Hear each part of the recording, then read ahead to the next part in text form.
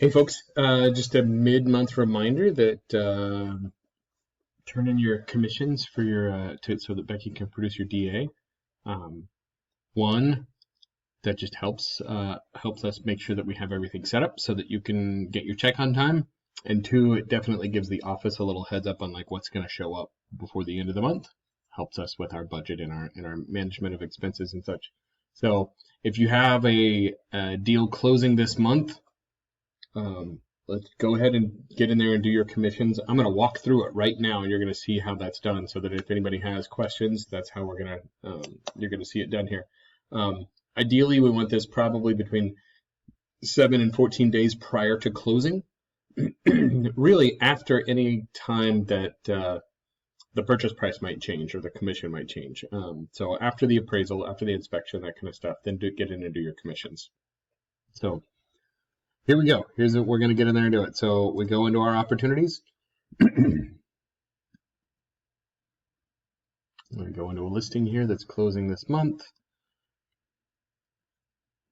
And I have all my documents in here, and I'm just going to go over to the next tab that's offers and commissions.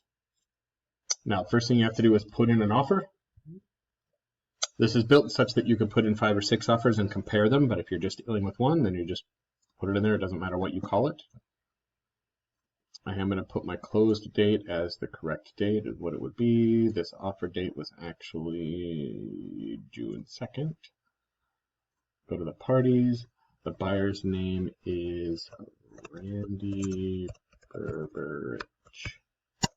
And the associate's name is Mary Ann Davis, right? Yeah.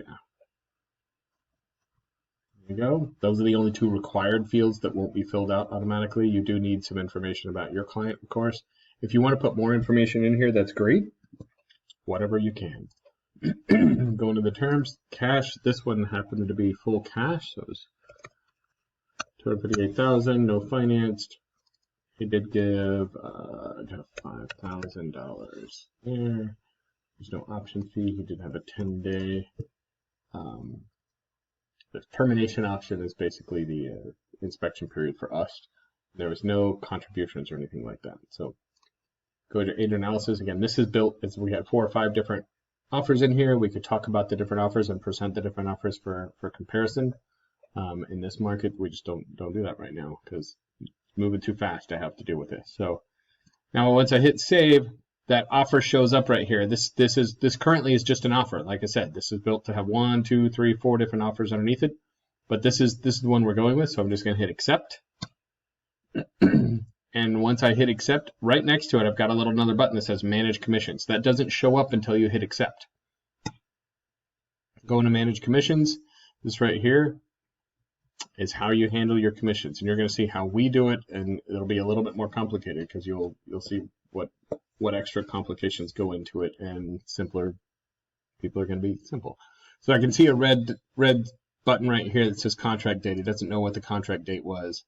I'm going to go ahead and put it in there as the 2nd.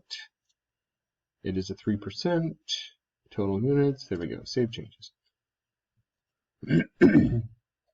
Now, if I were a solo agent paying no TC, paying nothing else out of this, right now I would be done. I would just want to look at these numbers and see what it looks like and hit submit.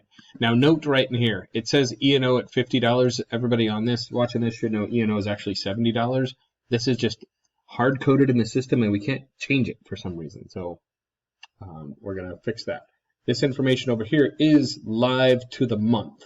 So if you capped last month, this will show it. If you did anything last month, this will show it. If this is your 2nd transaction of the month, this is going to be inaccurate because it's not going to account for the earlier transaction of this month. Eventually, yes, that will be live, but right now it's as the month. So as some of you know, I have a team. So I'm going to add my other agent, and that is Joe.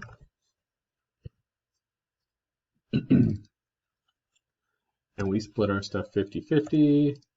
We calculate that. I'm going to go ahead and do nothing there. Save changes.